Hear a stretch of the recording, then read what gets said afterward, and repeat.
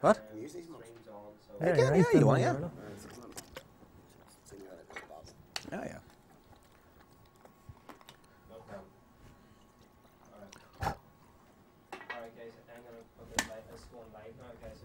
Right, okay. Alright? Yeah. Alright. 17 seconds. We're going live, son.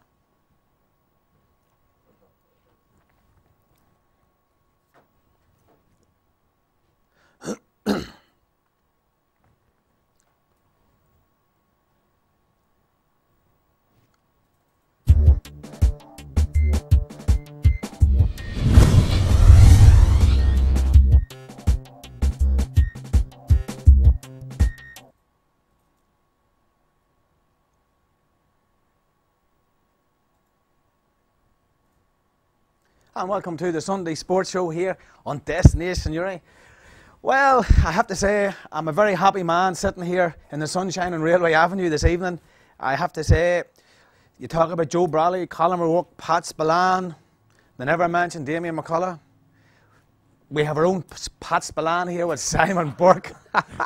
And of course, Damian Rafferty. Damian, you're very, very welcome here this evening to the Sunday Sports Show. Thanks, Damian.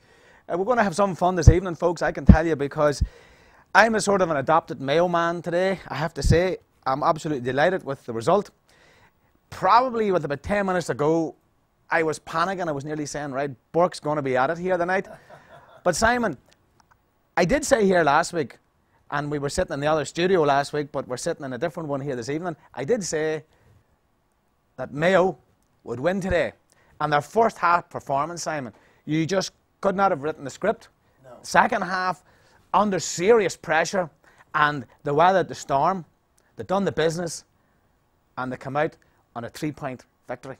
It's a funny game. Like, it was a game of 3/3. It was a game opposed to a game of 2 halves.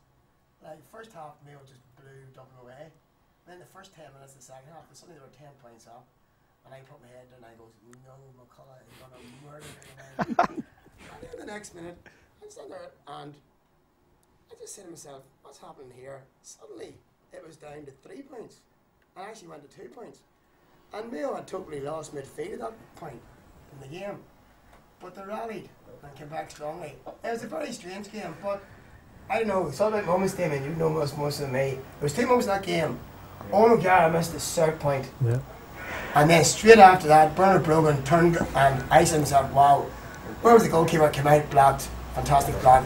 And probably that was the match for me today. Well, Simon, I know I know you're going to say, and we're going to bisect the game, and Damien, you're going to come in with your expert analysis here. Simon, you're probably too relaxed looking here, sitting here. I'm going to put you under pressure because you did say that Dublin had a chance for a score.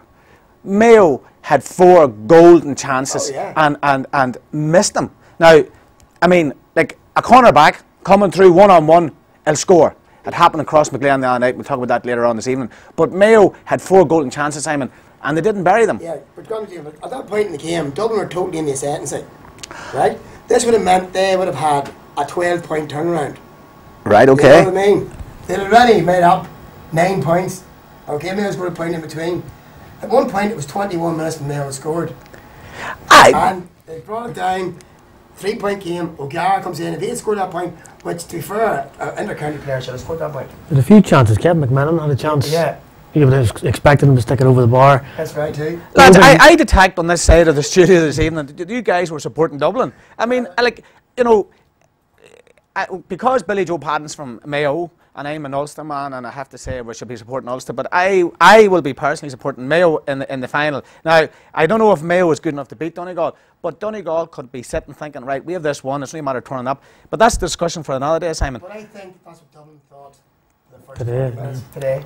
You know, I think I didn't expect Mayo to put in that performance, missing Andy Moore, been injured, you know, I couldn't see him. I thought Dublin would just be a bridge too far for them, but they were unbelievable in the first half. Well, I know, like, Mayo goes to Croke Park and everybody says the choke in Croke Park. You know, like, if we go back, and we're going to get Sean to show us here, Kieran MacDonald's classic point a way back in the day when he scored one of the most magical points ever scored in Croke Park. And I thought about Kieran McDonald today, and we're going to bring that up later on in the discussion. I know you have an opinion on this, lads, of course, but I distinctly see that that's the blue side of Studio B here this evening, and I'm sitting in the red and green. Sean, can we put up the point that Kieran McDonald scored the last time Dublin and Mayo played in Croke Park in the big one?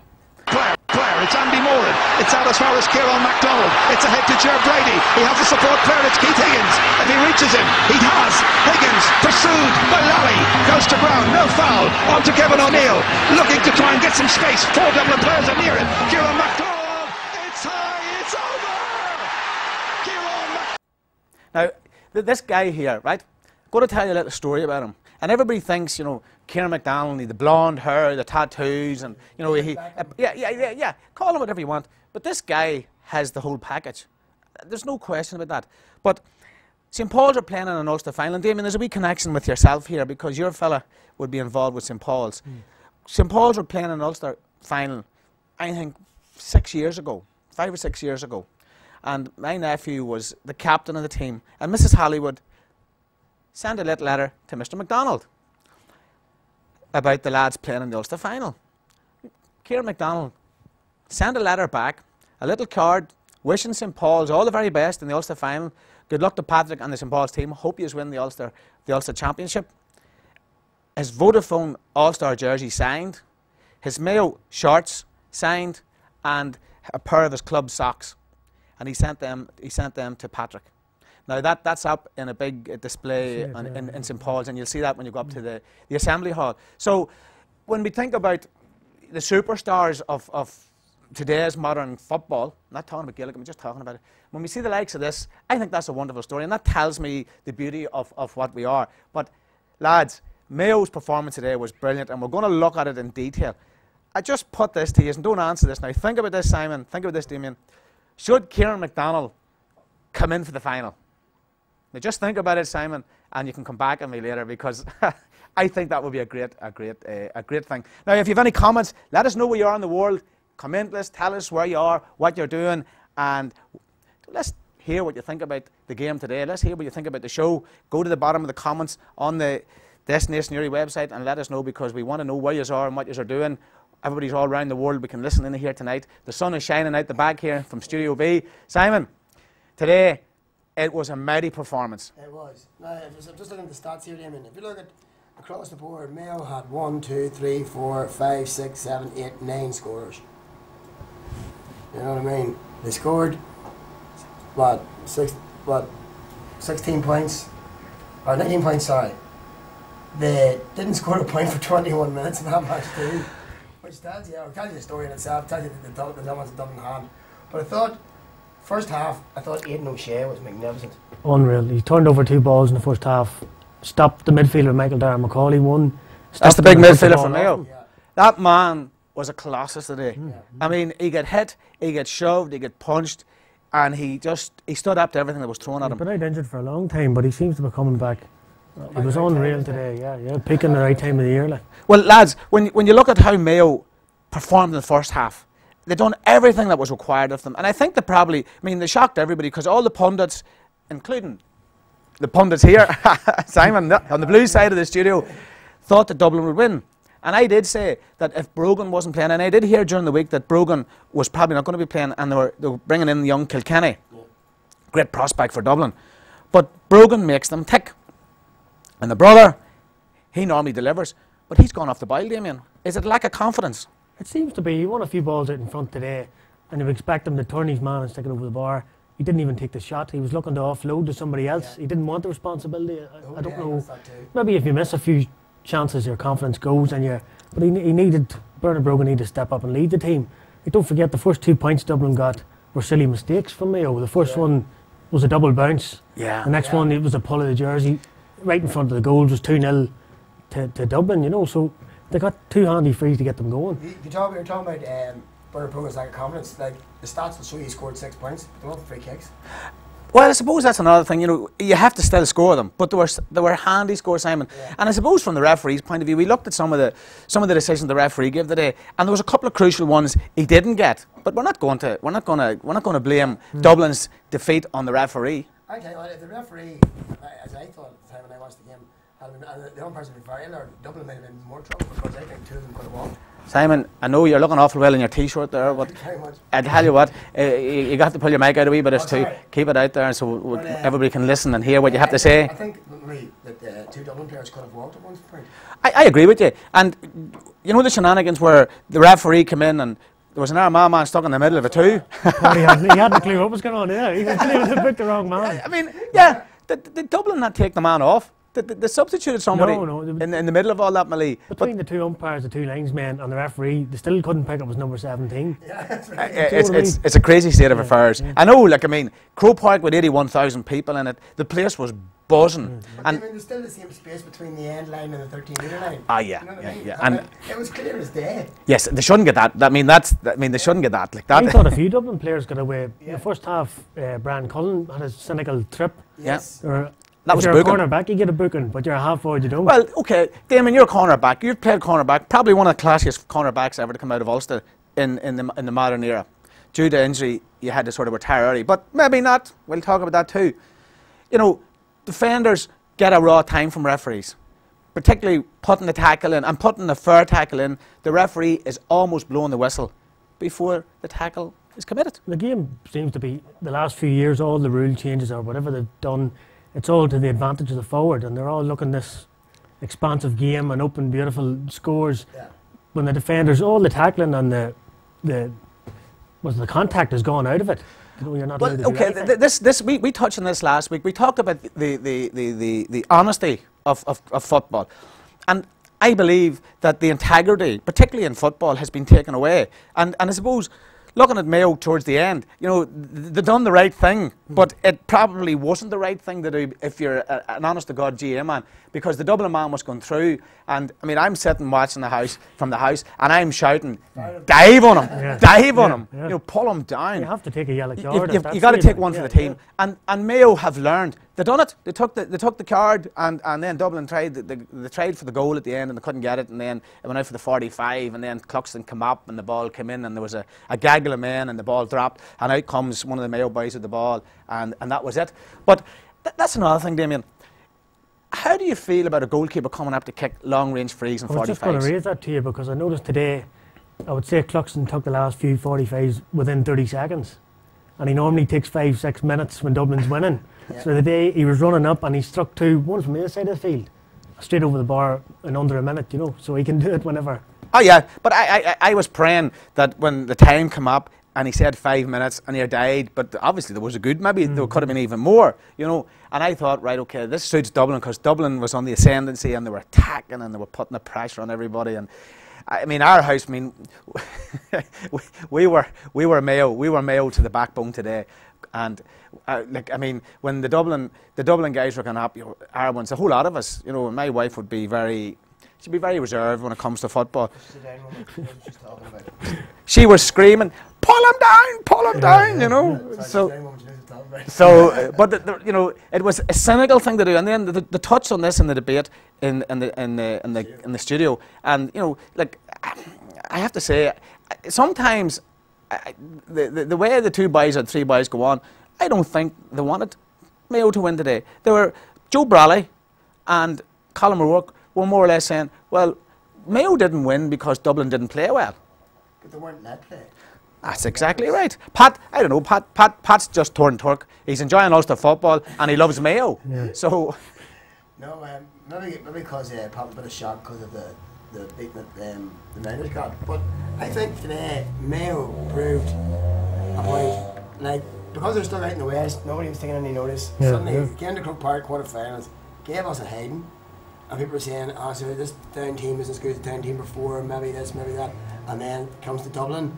And of course it came out, and I personally thought that maybe it was a bridge too far for them, because the big game, full house, Dublin, you know, it's very hard to beat Dublin in their own backyard, especially at that time. But the stats have shown Dublin have won one semi-final out of the past 5. Ah yeah, but look, so Damien, when you go to play Dublin in Croke Park, it's really special because the place is bouncing. Right, the place is jammed. I mean, 81,000 people in the day, and I would say the GAA was praying, do you know when it was down to the point or something, and Dublin had a chance, the GAA was praying, please let us get a draw here because we're going to have another 80,000 people in here next week. But when Dublin's playing, it's a wee bit special. There's no doubt about it.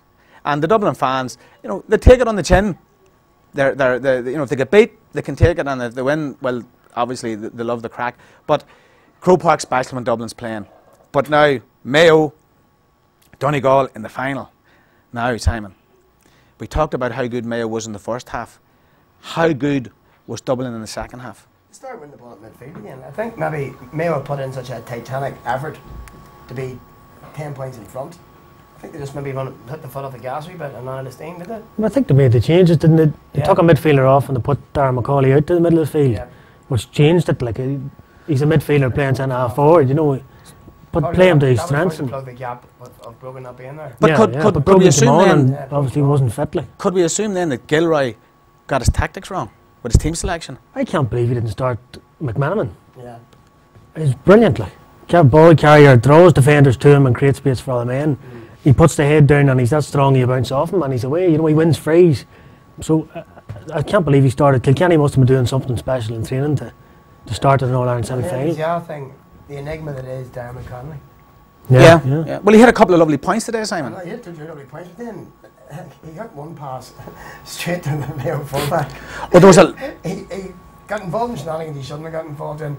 And at one stage, especially in the first half of the cash, he caught the ball in his own 14-yard line. Yeah. Well, if we look at the turnovers, and I don't really have the stats in front of me, but there was a lot of turnover and there was a lot of ball given away by both teams. Probably nerves more to the degree. But I have to take my hat off to Mayo again. The weather at the storm, because everybody knew Dublin was going to come at them, and they were going to deliver. And I suppose the whole secret from the Mayo point of view was no goals. If we keep the goals out, we have a chance. And I would say probably coming into the last 2 or 3 minutes, there was a lot of Mayo fans sitting in Croke Park today would have been under serious pressure. If the blood pressure machine had been on the whole lot of them, there's a few boys' faces in the crowd. I would say now it would have been gone up, Simon. Yeah. But I just thought that it's not 20 minutes that they didn't score. It just totally, as you said, McCauley came into midfield. Dublin just seemed to plug it. They were getting the ball. Like I say, out of 10 kickouts there, I think Mayo won 1. And Dublin just seemed to stream forward. And it just seemed as if they were open up. And they were there for the taking. But they rallied, which was the important thing.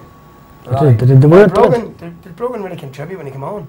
No, he came off after the 10 minutes. He should never have went on. He should never have done that. I suppose, from a manager's point of view, if it had worked, it was the brilliant thing, and it didn't work, he probably shouldn't have done it. But McManaman came on, Brogan came on for, just looking here, Brogan came on for Cullen. Yeah. There's your captain been taken off at half time. What does that tell the team? Well, I suppose, Simon, from the point of view, if he wasn't delivering, then he had to go. And I suppose you can't be sentimental when it comes to All-Ireland semi-final. No. Now, I have to say, Mayo, they done the business today. Dublin, and I did say here last week, I said if Alan Brogan wasn't playing and they stopped the other Brogan, Dublin would not win. And that's exactly what happened, because I know he scored 6 points and most of them was from frees, but his contribution to the whole forward line was poor. Yeah. So, look, Simon, we're getting little messages in here. So, the back of it, what Sean says, go to the back, and look, I'm getting messages handed me. Okay, so I'll tell you what we're going to do. We're going to take a little break for a moment. Simon, that's what Sean was telling. I need to take a little break for a minute. So we'll take a break. We'll be back in a moment.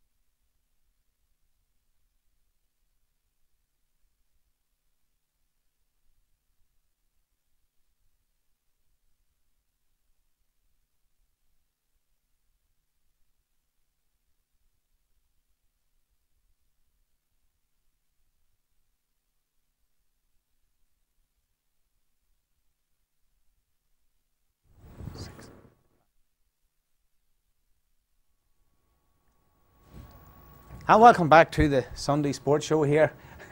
Well, we had to check Simon's mic out there. And all the excitement, Simon, if you were getting bad sound quality, Simon forgot to switch his mic on. And some people say it's a good thing. Well, yeah, some people say, Simon, we have to keep you. No doubt about it. But listen, Dublin, they're gone, they're out. Wonder what's going to happen now with the Dublin team. You know, these 6 o'clock starts in the morning, these late night training sessions, all that. Damian, you're involved in down for a long time. How do you feel? Early starts, getting up at 5 o'clock in the morning, going and doing a 2-hour session from 6 to 8 in the morning, and then coming back that evening and doing another. Is it gone too much? It seems to be going that way. We had this discussion during the week when I was talking to you. Like Donegal are apparently doing 2 and 3 early morning sessions. The lads go and do their day's work and then come back and train that night. I don't know where it's going to stop.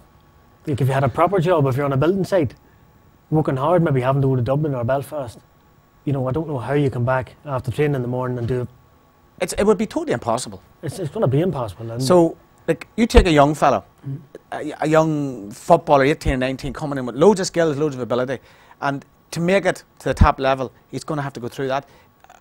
Are we losing the run of ourselves? We're losing the run at the minute. Is it all about success, and it's not what the GA is? Because the GA starts at the club. The clubs have the say. And if they turn around and say, and I'm starting to sound like Pat Spillane now, going back to the great type of football, none of this, you know, training these athletes to be like super fit machines. We've had this discussion too. Now we talk about we looked probably with rose tinted glasses at past football matches. And I remember we were talking about the 1980 final, Roscommon and Kerry, and I watched it on the Gold series on TCR. And it was the worst game of football I've seen in my entire life. At that level. Simon, just when we talk about that, I did watch the All-Ireland final between Offaly and Kerry, where Kerry was going for the 5 in a row, and Jack O'Shea went up to catch the ball, and Seamus Darby just put his backside into him, gave him a little dunt, caught the ball and stuck in the back of the net. Oh yeah. You know, nobody remembers what the score was. Nobody hardly remembers who was playing it. But yellow gloves, you remember? Yeah. And the wee silly dance he done after he scored the goal. But everybody remembers Seamus Darby. Yeah. Just a moment in history. But like I said, that's probably rose in the class. Today's level of commitment for a county player, this man will know, it's just colossal. And like it is practically like what a professional Premiership football would be. It's more, we actually, a couple of years ago when Ross and DJ went to Portugal for a week's training. Yeah. And the African Nations Cup was on, and there was a team there, Namibia or one of the soccer teams, and they were out training, and they were standing outside the gym looking in, and they were laughing at us, couldn't believe we were amateur sportsmen, and what the Ross and that was putting us through, you know. It was crazy. Then training, we were out in the pitch running, we were in the weights, and then boys was kicking the ball about, and they're getting a couple of grand a week. A couple of grand? Probably maybe well, 60 some of them, or 7. one of them I just signed for Man United. I don't think he ever made it, but it's Angola. It was Angola, yeah. It was Angola. That's right, yeah. Because some of the boys swapped jerseys with them at one stage. And of course, I suppose this is the difference between amateur sportsmen, and I suppose we go back and look at the Olympics as well. That it's not about the money; it's about the desire to be the best you can at your chosen sport. And I think, and as we said this a couple of weeks ago, I always believe that money's probably brutalised sport to a certain degree. Look at the boxing, the way the boxing's gone. I firmly believe, look at the Premiership, look at the amount of money that was spent in the transfer window, like £500 million. That's criminal. I mean, in this day and age, I don't care who you are or what sort of footballer, nobody is worth, like, I mean, Man United give, I don't know, what did they give for Van Persie? 24 million. 24 million. No. Andy Carr was bought for, what, 25 or 35 million, sold for 4 million, out on loan. Should have kept him. Yeah, it should have kept him after Liverpool's performance today. Yeah. But anyway, I'm going with Mayo all the way, lads. Donegal. Damian? Donegal.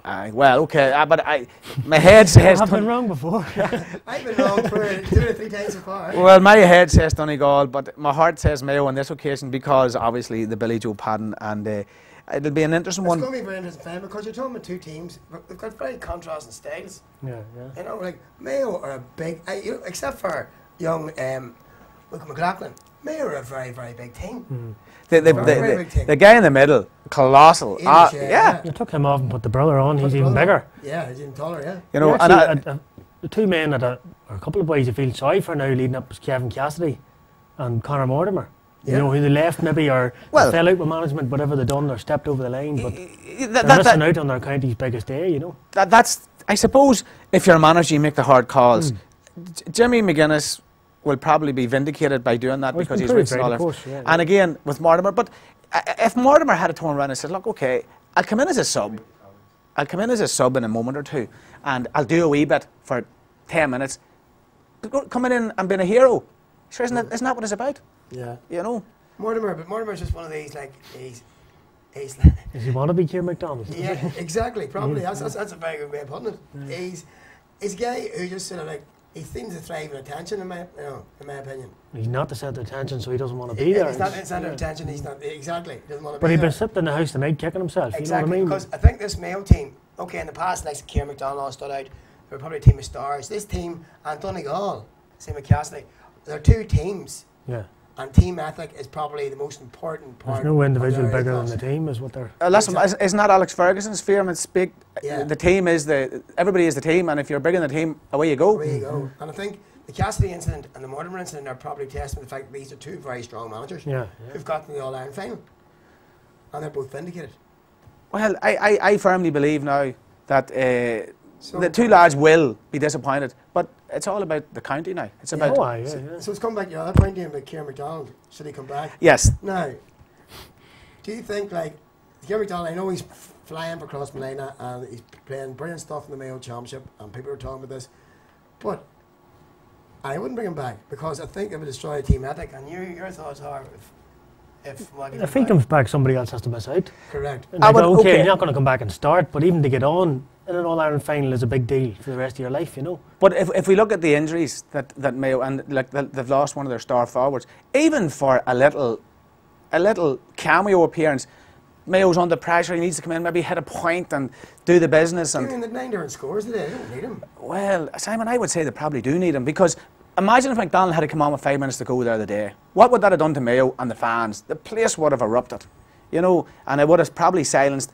the Dublin boys there for a moment or two, you know. But it's the other boys on the bench. Damian says that it might have the opposite effect if he walks back into training next week. Yeah. Do you know what I mean? Who does he think he is? We've done all the hard work all year. Okay, that's. But if you win in All Ireland and McDonald comes on and scores the winner, everybody's happy. Everybody's happy. And if we look at Brogan today, it didn't happen. So you wouldn't be for it.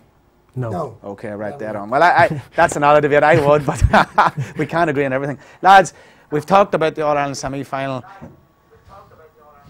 and we're happy enough with how that panned out today, except that Dublin didn't win, and I'm happy that Mayo won. We're going to look at some of the championship matches now. Crossmaglen, the other All-Ireland champions, is still in the competition, Simon. They did take to the field the other night, and they played Mahray. Yep. First attack, their corner back, sticks the ball in the back of the net. Damien, he ghosted up the field. How he arrived there, I don't know, but the ball was sat and he stuck in the back of the net, young McCone. And then Crossmaglen got a point, and Mahray was sitting reeling. What are we going to do here? Crossmaglen got the start that they needed. Mahray didn't get the start that they wanted.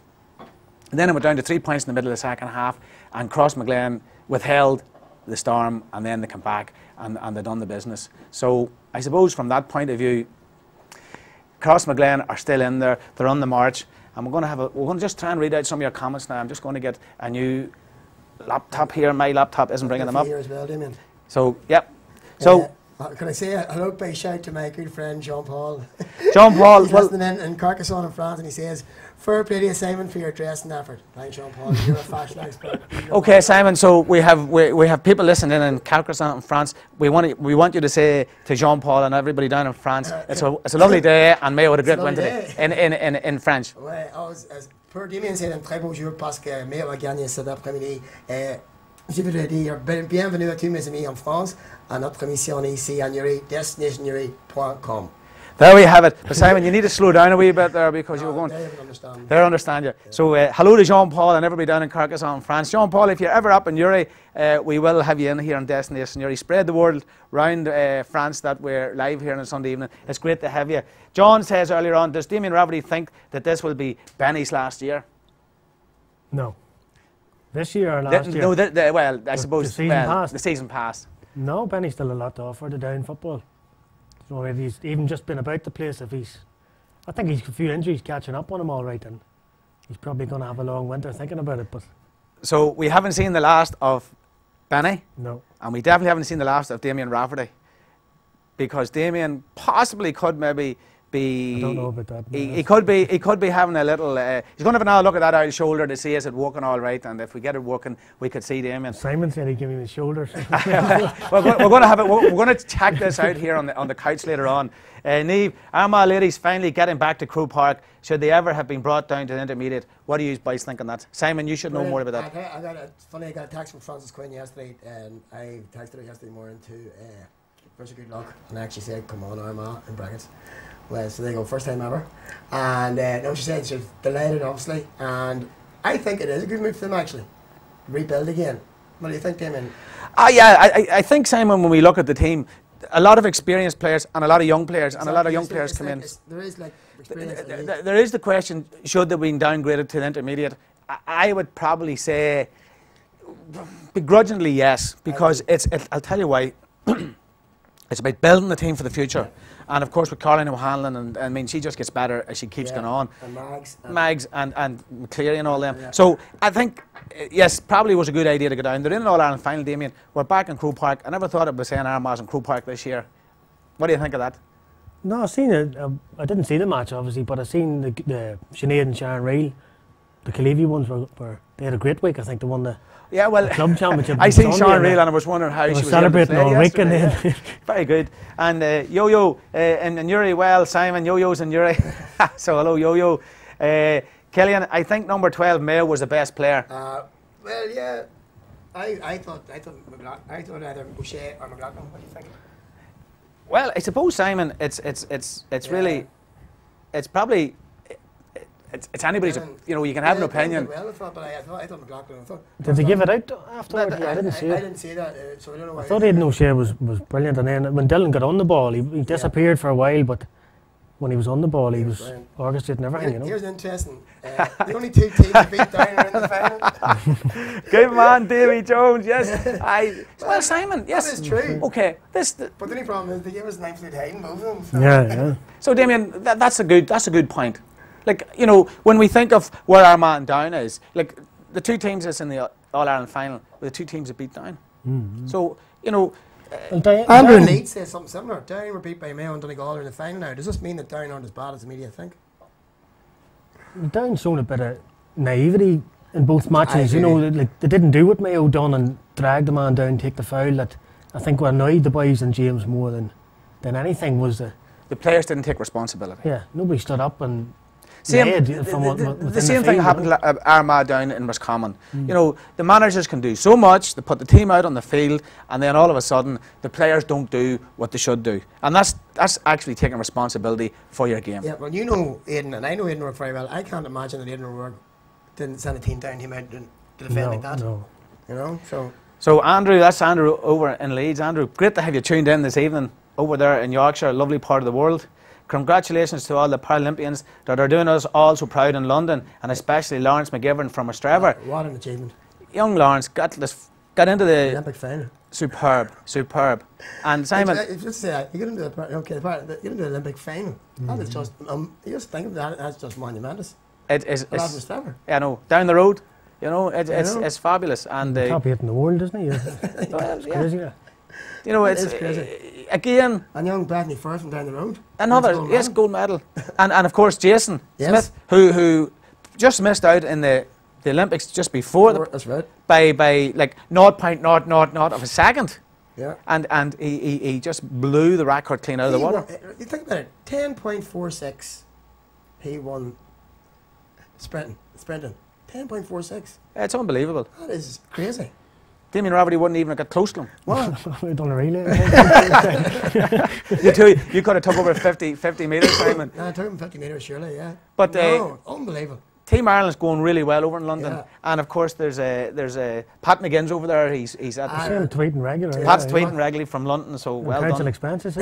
Oh God! Oh, we couldn't possibly say that. Can't comment now.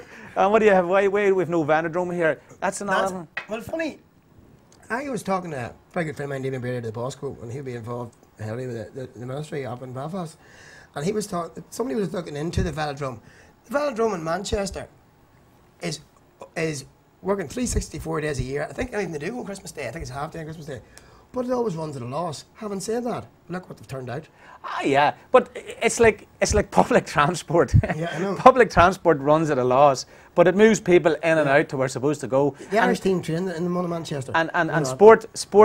I mean, if you have a big building or a big field or something, when maybe somebody's saying it's costing money to run that. But think of the positives that comes out of it. Yeah, I agree. Take public transport. You get the people from A to B. Okay, you're taking the cars off the road and you're moving people. Take the sport where you have people. They're off the streets. They're playing sport. And then if we get people into Olympic finals or get them into Cup finals or All Ireland finals, gives everybody a lift. I have to say, Claudine says, shame on Damian McCullough. Donegal are an Ulster team. Support your own all the way. Well, Claudine, I did clarify that situation. That the reason why I'm supporting Mayo is because Billy Joe Padden is a Mayo man. He played for Mayo. He plays for our club, and it'd be very hard to sit in the changing room with Billy Joe Padden and say we were supporting Donegal because Billy Joe's an awful big man.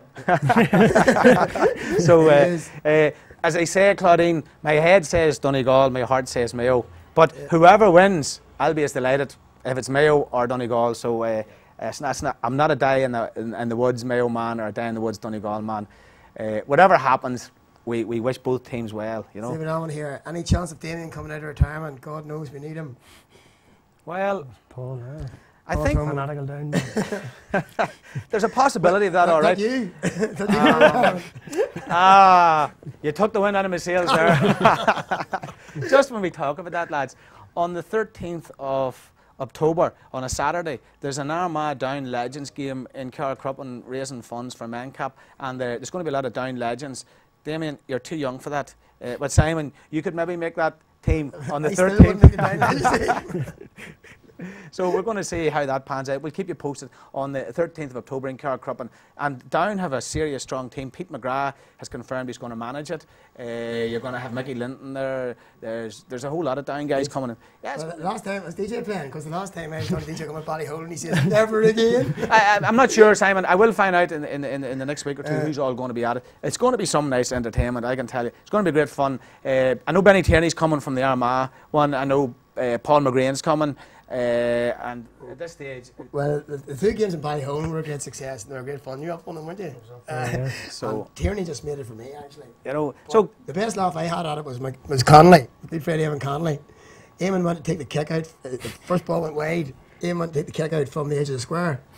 Yeah. And I shouted him, Connolly, we're in 2011 now, you can take it from 11 metres out. That's brilliant, brilliant. I have to say hello to Anya and Martin Boyce up on Lurgan. We agree with you, Damo. Mayo with a far better team. They deserve to win the dub as well. She says that lived up to their name, Mayo for the All-Ireland. So there we have, we're getting the support from Lurgan for Mayo. So it's dividing people. It's great to have Martin and a great ladies football man. He looks after St. Peter's and that. And Anya, great footballer, and she's heading to Queen's this year, so she'll probably be playing for Queen's.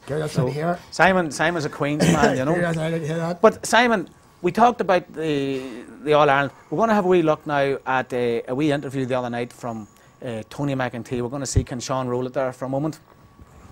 Tony, good result here tonight in the championship. Good result, yeah, very happy with it. We went in with a lot of injuries, both players on the sideline and players missing. So we were well down in previous years, but we came here in championship mode, good frame of mind, and we put in a good performance, particularly the first half, and had that square ball not been unfairly overruled, I think it would have been outside maybe at half time. And Tony, you brought on a couple of young fellas. Yeah, we're trying to blood new players coming through. We have 2 minors out of this year's minor team. We think they're well fit for senior football once to get the protection on the field. So they may not start, but they're certainly fit to come in and do a job for us, and isn't that what it's about? We have to try and bring players on and move on with the times. And Tony, you're heading in the right direction. Yeah, we're looking forward now to the rest of the championship matches this weekend, and then next week, or Monday I guess it would be, so next weekend the final will be, or not the final, the draw for the semi-final. So we're looking forward to that as well. Tony, well done, congratulations. Thank you very much.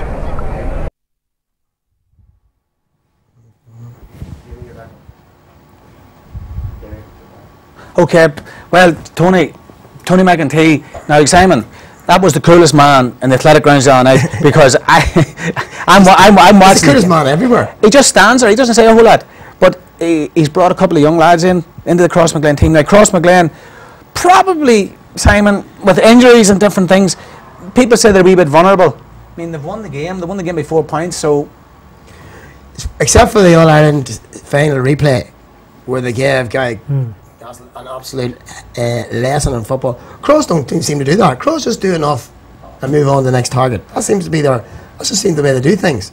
But the thing about it is, they make it look so exceedingly easy. They're just a machine, aren't they? They're just a machine. And they're missing Clark in Australia. You know what I mean? Like, lethal in a club team, never mind a county team. Yeah. Well, you know, all I can say is, lads, Cross go man-to-man defence, right? And I sort of watched the game trying to think that how can you beat Crossmaglen? You know, there's a lot of people trying to do it over the years and they haven't been able to do that. But, Damian, you're a corner back. You're going out. Do you play behind your man or do you play in front of him? Val Kane always taught me from in the Abbey, it was a step inside and a step in front. But if you have a bit of pace, you can get away with that, because if the ball goes over the top, you have time to get back. But you're always told to mind the house as well, so I would always like to be a step in front. Okay, so if you commit yourself and you don't get the ball, you're in serious trouble. Yeah. So the defense. You get the ball. Yes, you've got to get to the ball, yeah. And that's the Crossmaglen. That's what they seem to be doing. Now I'm thinking that if you the defender's job, corner back especially, is just to get a hand or get a fist or a nail or a foot or anything to it, just to break it up and give your teammates time to get back and help you. Do you know what I mean? It's like, but you can't really compare Crossmaglen to anywhere. We've played them over the years in friendlies. Down, I've played Crossmaglen, and I think they've beat us every time. You know what I mean? Now, okay, it's normally second string down teams that are looking for the football, but Crossmaglen are as good as a county team. Yeah, and it's their, I suppose, their aptitude and the way they approach the whole thing. It's the attitude of the whole club. You know what I mean? It's completely different from Shamrocks, Mitchell's, Bosco, Carrickcruppen. There's nobody on the level and thinking from the top of Crossmaglen. I'm sure the chairman, I don't know, right down to the under 8s, under 6s. It's bred into them. And it is. And just when we talk about that, last night I was in Crossmaglen. Tommy Coleman from Bestbrook, who actually lives in Crossmaglen 38 years. Tommy, there was a surprise birthday party for him last night in the Rangers Hall. Tommy hadn't a clue. They told him to come up. There was a video being done of ex-chairman of Crossmaglen, just to, you know, for the way they went on and all that. And Tommy, right there on. So Tommy walks into the hall. The hall was full to capacity with everybody, and all his mates that he played with in Carrickcruppen in 78 and 79 was there. And there's a character in Crossmaglen, Jerry Kinlan, Paddy Kinlan, and Paddy comes. He says, "Coleman, I always remember that day you played against us in 1978. He says, you never give us a kick of the ball. He says, every ball you kicked, whether you hit it with the foot, the hand, the knee, the head, we couldn't get anywhere near it." And then Tommy, he became the chairman of Crossmaglen, and Crossmaglen went on to greater things. And a great support. And Frank McDonald, your mate, Frank was there. He was doing master ceremonies. Oh, I can imagine. So it was a great night. So I'd like to wish Tommy a happy birthday. Tommy Coleman, he was 60, and Tommy had a tough time there. So Tommy, great night, and a big cake in Crossmaglen colours. But it was great to see a lot of Carrickcruppen boys there supporting him. But as I said, I mean, and what way do you think Crossmaglen played the other night? Did they just do enough? They done enough, yes, Simon. They just done enough. They got off to a cracking start, a golden point within about a minute and a half. And Mahary, that was the what Mahary wanted. It didn't happen, and then Mahary come back. They got the odd goal and the point and that, and they came down to 3 points in the middle of the second half. But Mahary had 3 chances to score a point to pull it into 2, and if they had to pull it into 2, who knows what would have happened. But I think Crossmaglen were comfortable. Yeah. They won it. That's all they had to do. They won the game, and away they went, and that was it. So they march on to the semi-finals. Now, Simon, next week, the other quarter-finals take place on Saturday night, a double-header in the athletic grounds, Carrickcruppen versus Sarsfields, and Pearse Oaks versus Ballymacnab. And we did speak about that last week. Damian, Crossmaglen are sitting waiting along Cullyhanna. Cullyhanna beat Cullaville last night in a match in Crossmaglen, the replay, and I think with about 15 minutes to go, Cullaville were winning 9-3. 2 big balls into the square, dropped into the back of the net or punched into the back of the net, and then a couple of points. Cullaville could have got a chance to draw it if the referee, again, you know, I wasn't at the game, but talking to people who was at it in Crossmaglen last night, saying a draw would have been a good out result because both teams deserved another crack at it. But Cullyhanna, fair dues, they're in the semi-final, so they await the semi-final without Cairn too, which is a big achievement. So they await the winners of the 2 games next week. So Carrickcruppen, Sarsfields, Pearse Oaks, Ballymacnab. I'm hoping it's Carrickcruppen. I don't care who wins the other one. But Simon, that's the way that one goes. Someone in here, Damian. Silverbridge 5 points and Peters 5-13. Well, you know, they played last week in the championship, right? And Silverbridge got a tanking, and they'll just have to get another one there. So I have to say, St Peter's dark horses for an intermediate championship. I said that to me last week. The way they're sitting in there, so that would be good. And there's another one on tonight. If anybody has heard the Madden Mullaban match that was in Clayton-Cullyhanna this evening, if anybody has a result, could you let us know? And you boys. Now one in here, Damian. Rumour has it that Damian Rafferty is aiming for the Olympics in Brazil 2016, as he's been seen on Camden Lake in a canoe. Well, I don't know if they're talking. I don't know what Damian are talking about at the canoe in Camden Lake. Damian, have you I'll been? tell you a story. This one, I bought a canoe about 3 months ago because of my shoulder. I thought I'd do a bit of canoeing to get out. So I bought it 3 months ago and it's sitting in the shop. It hasn't been in the water yet. But you were talking about Baz and McKenna before. Yeah. Baz and Michelle got engaged last night. I did So I want to send congratulations to Baz and Michelle. Yeah. Baz and Michelle. Baz and McKenna. Basil, if you had it any sense, you could have come in here tonight and done it live on the air. No, I don't think there's any date yet. But Brilliant news. Congratulations. Basil. Well done, well done. So you haven't got the canoe on Camden Lake. not yet, no. But I have intentions of it. Is it a kayak or a canoe, Damian? I don't even know. I bought an eBay and this thing landed and it was about 30 foot. Good man. Well, all I can tell you is the last time there was a Damian here got in a lake, a canoe in Camden Lake, there was a big news story about that. Yeah, but, you know. over So 15th of September, Glen, a Zambathian Aid of Children's Hospice. So Ashley McGuinness Fund and Glen Seniors play a Glen Legends Select. So that's going to be a good on the 15th of September. Yeah. Down in Glen, great. Did a great weekend last week with their big. Fantastic. Yeah. John, what about player burnout due to the current team's fitness? Will Armagh's fitness coach make a difference if the Oaks? Oh well, why no South Armagh input? John, I probably agree with you there. That's a big debate in Armagh at the minute. There is a lot of, I suppose, mid-Armagh influence in Armagh, but I suppose from an Armagh point of view, I don't care who's in there as long as Armagh start to move forward. But one of the McEntees would have been involved in some capacity, maybe a bit early for them. But probably a wee bit early. But Damien, player burnout, the way things are going at the moment. It's bound to happen. Like with my own personal experience and injuries, I've been all around the world seeing these experts, and they give off about the amount of training that Gaelic players do once they see the insides of not just me, but others. I was in America getting operations, and Aidan O'Shea had been out a few months previous getting the same operation. So, well, is it time the GAA hierarchical Godhead's done something about this? Because you know it's Pat O'Neill, the surgeon in Dublin, or the consultant, and works along with Jerry McEntee, has been crying out for this for this last 10 years. I seen him 10 years ago and was on about player burnout. But it's crazy because when you're an inter-county player, you're doing something every night of the week. You're given a programme and you're training Monday, Wednesday, Friday.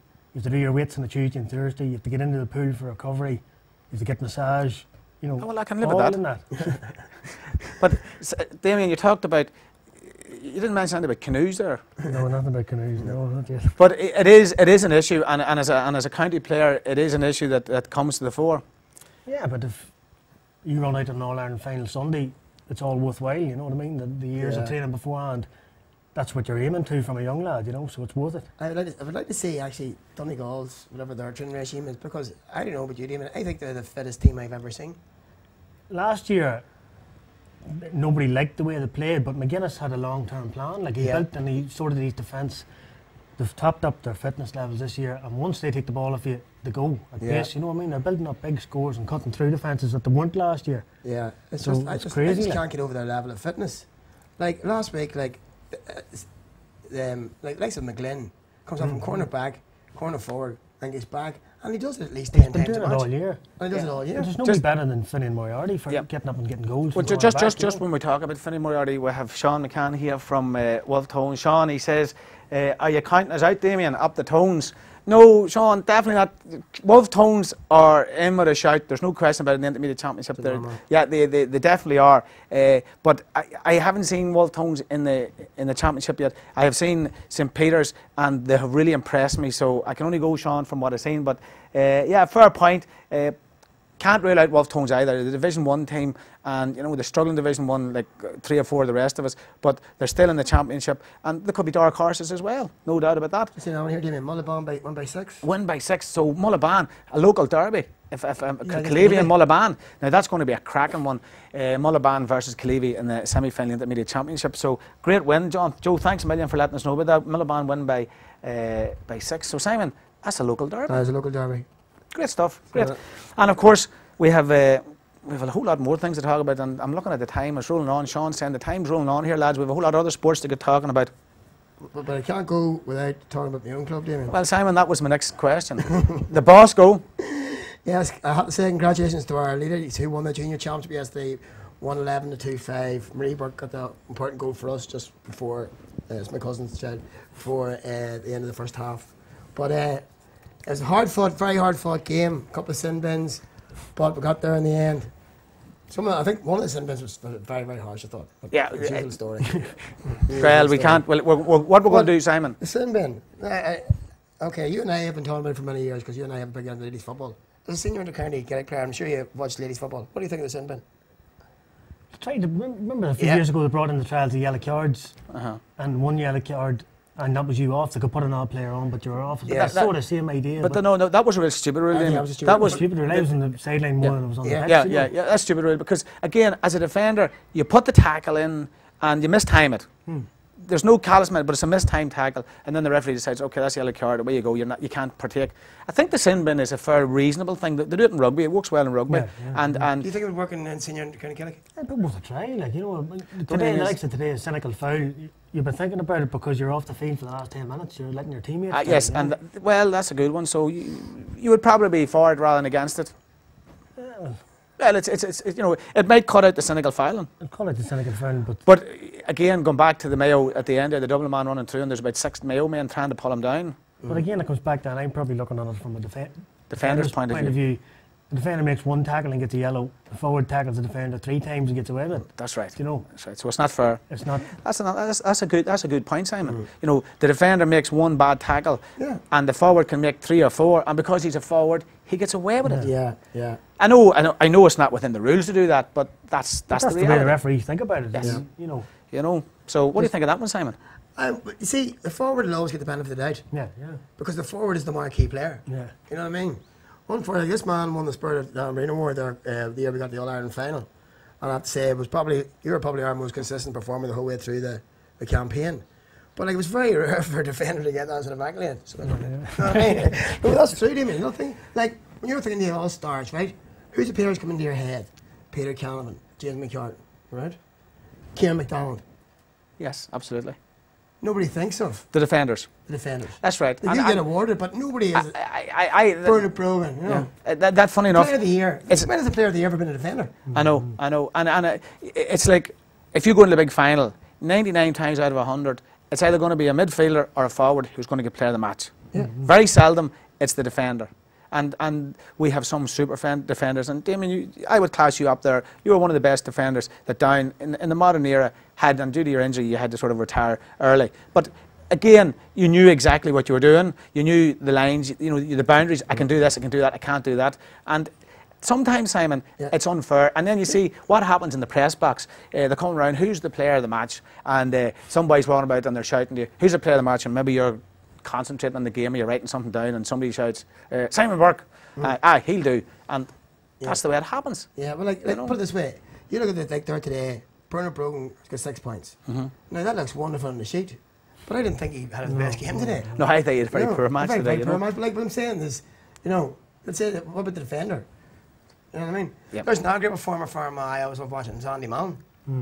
Yeah, an unsung hero. Correct. But probably always given the hardest job on the Armagh team, the Mark. Yes, Mark. Yes, go and Mark Peter Canavan, go and Mark such and such, go and mark him and keep him. And I suppose, Damian, the biggest compliment any defender can get if he keeps his man quiet and doesn't let him score. And it's like the boxers, when the boxers get a bad call, the boxers know, I won that, but at the same time... But if you're coming off the pitch, Damian, after the match as a player, that's right. You don't need to read papers or watch TV. You know who's had a good game and who's not. That's right. And you can know by talking to your teammates. That's and exactly the ones right. that matter. Like, it doesn't matter about the papers. We even see Sean, our production assistant there, agreeing with that one, so we hit a good one on that one. Simon, what about Alex Ferguson's 1000th game? Big result today. His 1000th game. Well, about 5 minutes ago, his 1000th game might have been a big disaster. But as far as, so I know you're talking about money in soccer, sometimes money does buy equality, and Van Persie just... Goodbye. Now, he missed a penalty. Did you see it? He tried, I obviously didn't see it, Damien, right? He tried to dink the penalty over the keeper, and the keeper read it completely, and it made it look very stupid. But you can see as soon as he hit it, this is the professional speak, he knew he'd made a complete mess of it. Now, I think Van Persie's sort of guy, he went, right, I'm not going to let this get me down. Pulled off. His third goal was the best. Okay, the people saying his first goal was the best. I thought the header was fantastic. Did he? Who scored all the goals today for United? Van Persie. He scored the 3. He scored a hat-trick. I didn't even see it because I mean, I'll tell you why. Liverpool was on this morning, right? And I watched a bit of it, and they were poor, right? Rodgers under pressure. Probably should never let Carroll go to West Ham because he probably needed him, but then Carroll's injured, so he's gone. But then I watched the All-Ireland and I seen the passion, the commitment, I mean, 100-mile-an-hour stuff, and then I flick over. And I know, Simon, it's a different game. It's a different game. I couldn't get up to it. I couldn't watch it. I know it is night and day, yeah, but the thing is, I have to say now, Van Persie pulled it out of the bag today. But the big thing in that game was, and United just can't replace this man, Paul Scholes. Man's 38 years of age, and he was just, he came on, he was magnificent. It made the difference, yeah. You know what they say about class and cream? Yeah. It always rises to the top. You know, and Van Persie himself actually said that in the post-match interview. He said, he says, for Paul Scholes, he says, I don't know. So Alex Ferguson's 1000th game turned out to be a victory. But Fergie being Fergie, and he's like all the great managers, so what is my 1000th game? The important thing was the result. And then the team played. I don't care if it was my 1000th game. Well, I sort of attitude he had. I suppose, Simon, at the end of the day, and going back to Mayo today and all that, it is about the result, and you know it's about the team, and you take the hits for the team, and all that sort of stuff. And we did discuss about how the Mayo men rugby tackled the Dublin man years ago. That wouldn't have happened. Mayo would have probably let him just straight through. Damien, if you were a defender, and you were coming out to meet the man, and you looked up at the scoreboard, you're deep into injury time, you're winning by 2 points, and this guy's coming through, and he's the man. If he gets around me, he's going to score. You make the call. On the Sunday game that we're saying today, because there's no, like soccer, professional fouls. If it's goal scoring opportunity or a red card, that doesn't happen in Gaelic. Well, it's supposed to not happen. So you take it, no matter what sort of it, you take the head of the man. It's still a yellow card. You would take the hit from and you take the card for the team. Oh, you have to, And that's what I suppose. It's got to win at all costs. So that's what the way the mentality is at the minute. Like. Well, anyway, I think we've really talked about Mayo and Donegal and Cross McGlen and the Armagh Championship. Simon, of course, the Down Championships. Down Championship next week, Damien, and said a couple of interesting results in the league this week before the Championship.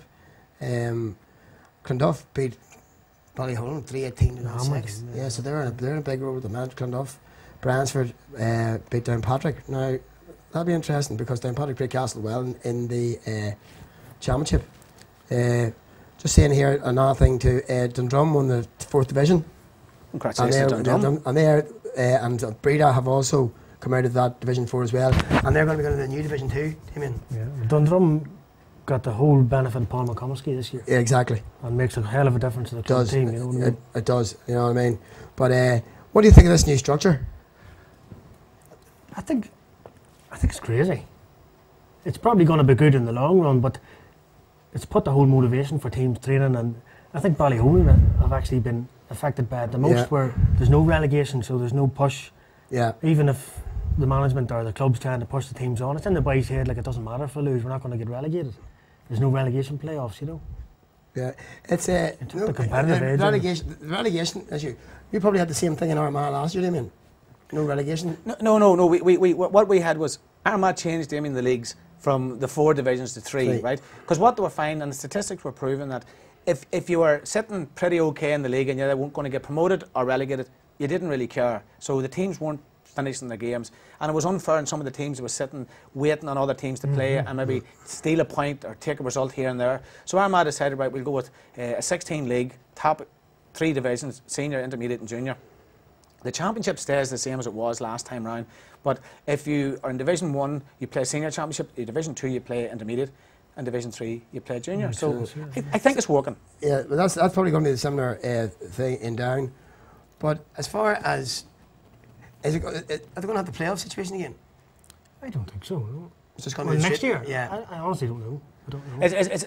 It probably will work out, and I know it's like everything else. You know, we're like the GAA, we're like the Catholic Church. We don't like change when it comes to things, you know, and it's a wee bit alien to us. But it will work. Believe you me, lads, it's worked well in Armagh. Some other results coming in from the Armagh Intermediate League Cups: St Peter's 5-18, Silverbridge 5 points, Shane O'Neill's 1-17, St Paul's 1-8. Shane O'Neill's are absolutely flying.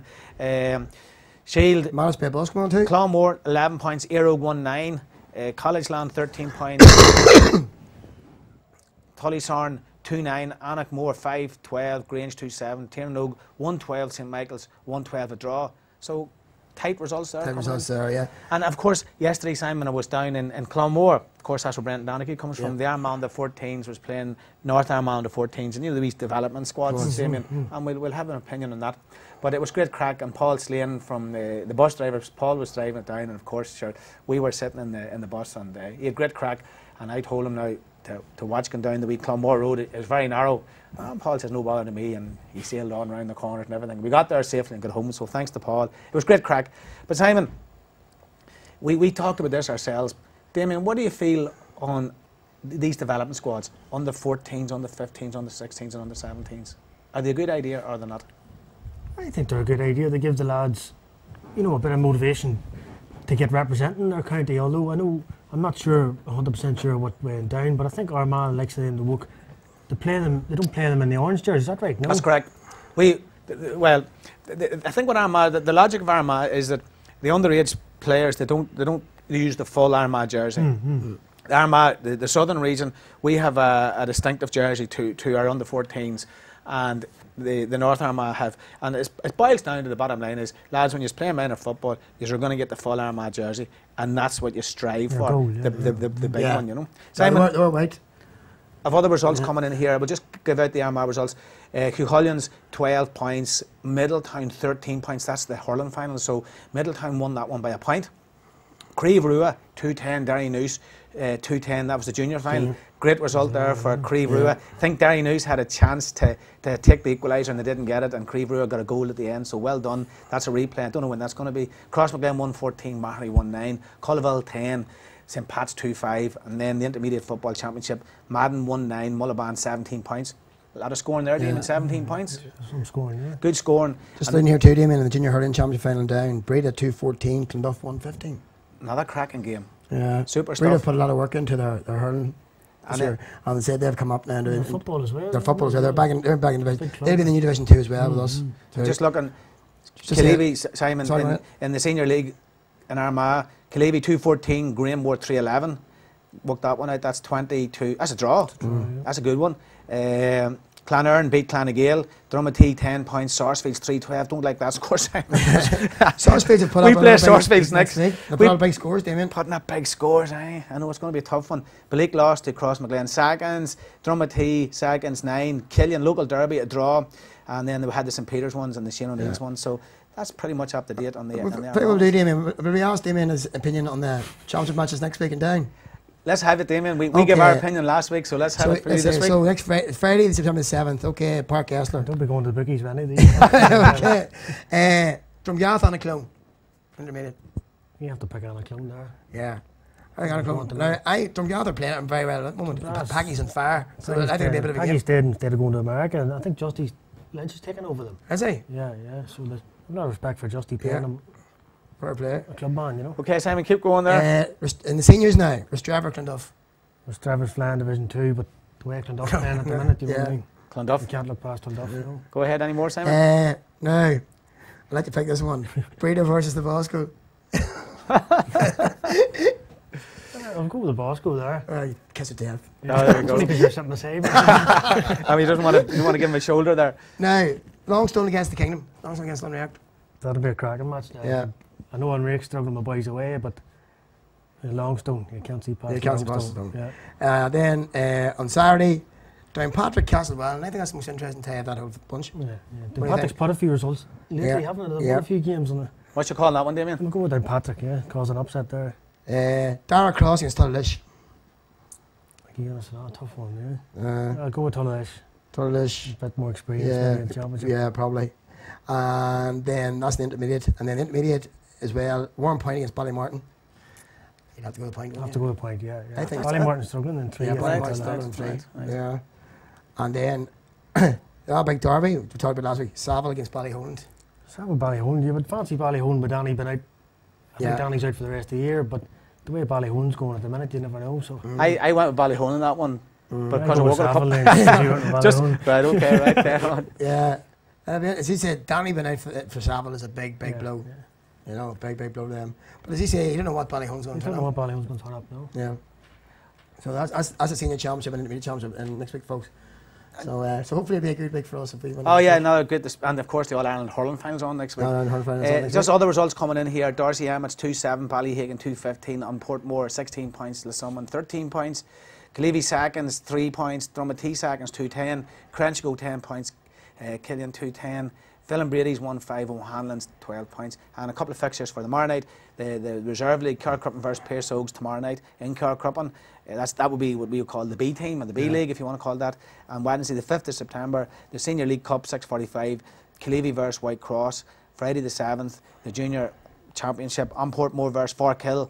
That'll be a cracking match there, Simon, in the athletic grounds. And then next Saturday at 5:30, Carcruppen versus Sarsfields, and at 7:15, Ballymcnabb versus Pearse Oaks. And that's going to be a tough one for us there, Simon, because when I look and see what Sarsfields, I'm just hoping that they've done all the scoring last week and this week, and come next week they run out of scores. But I don't think it works like that. Yeah, just looking at their down here, we turned up by Ballyholland 13-6, Bransford to Patrick.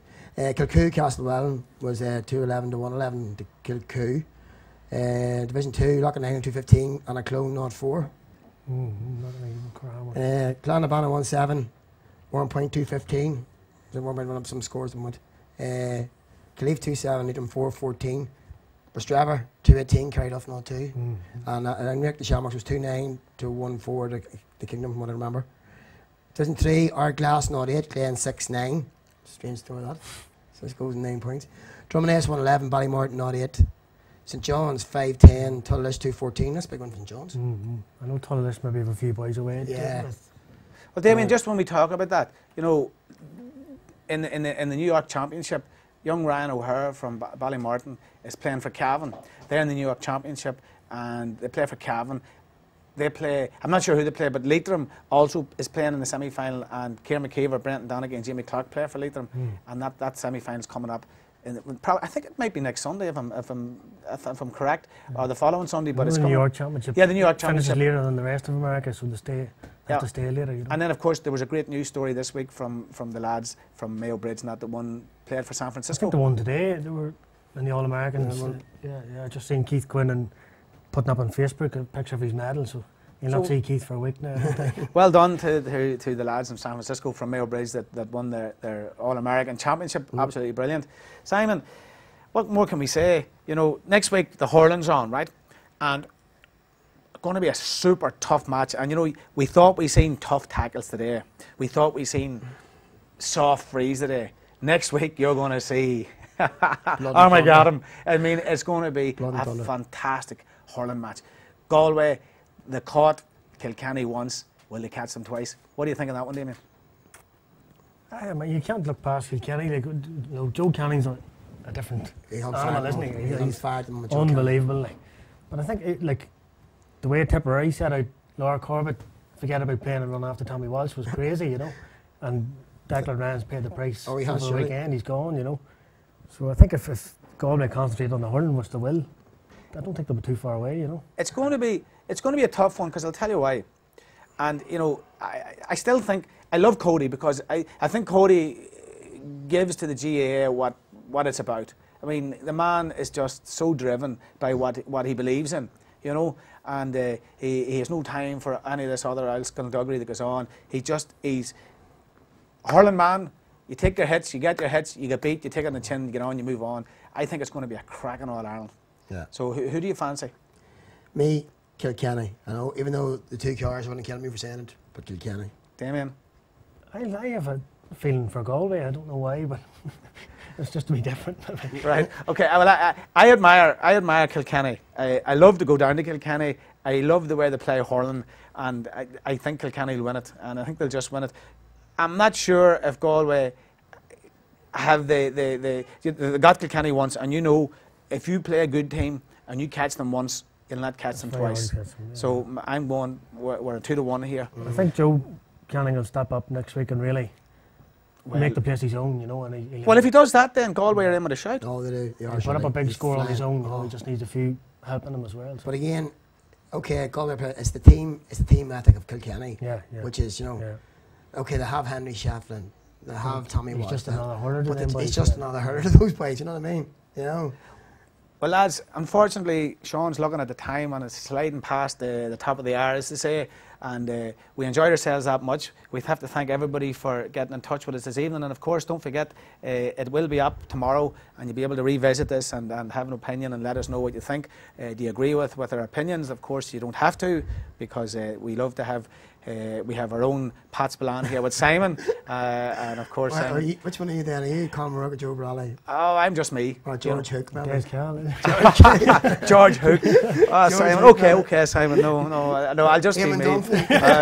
No, I suppose we could look at him in here. We could class him as the Pat Spillane, you know, the young, good, sensible sort of. But he forgets he bought a canoe and he forgot to take it out on the Camera Lake, so maybe he's getting closer to George Hook on that one. Maybe he is, yeah. And of course, this show this afternoon was sponsored by Design Works Ireland. We did ask them to design a nap to sort out Donegal, but I think if they look at Mayo the day, Simon, they might have got their answer. They'll not be too far away. They'll not be too far away. They'll not be too far away. No, I just think Donegal might just have too much fun. Okay, so Claudine, I'm a proud Ulster man, but I'm going. My heart says Mayo, my head says Donegal. So whoever wins, I'll be happy enough.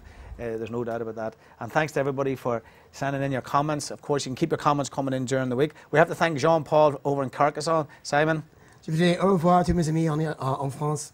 So there we are, Jean-Paul, au revoir. And Damian, it's been a pleasure having you here. We'll have to do this more often, as they say. Thanks, it's always good to get an opinion from an inter-county player and how the inter-county players think. Lads, I'm going to leave you on this thought.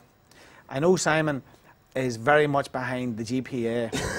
Right? So Simon enjoys the GPA and he thinks they're a radical organisation. Where do you stand with the GPA, Damian? I would be in favour of the GPA to an extent.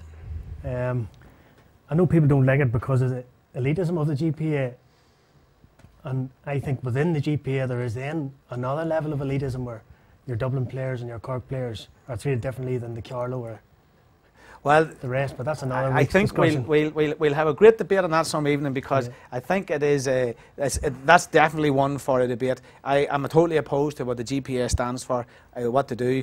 I'm not opposed to looking after players and all that, but that's something to put into the melting pot for a future debate here on Destination Uri. And of course, we have to thank Sean, our production assistant here tonight, because without Sean, this wouldn't happen. We have to thank everybody for listening in. Thanks our administrator, Sean, for watching over us and making sure that everything is going the way it's supposed to go. Hopefully, we're in Studio B here tonight. We left Studio A behind us. We're in Studio B, and we're enjoying it because we're relaxed and we're comfortable. And when we get into a comfortable mood, we start to lose the run of ourselves, and we enjoy the ambience and the atmosphere, and we think we put a good debate out there to everybody. So thanks to everybody for tuning in wherever you are around the world. If you're here today or over there tomorrow or wherever you are, whether it's today, tonight or tomorrow, you're on Destination Uri, and we thank you very much for listening in this evening. Damian, it has been a pleasure.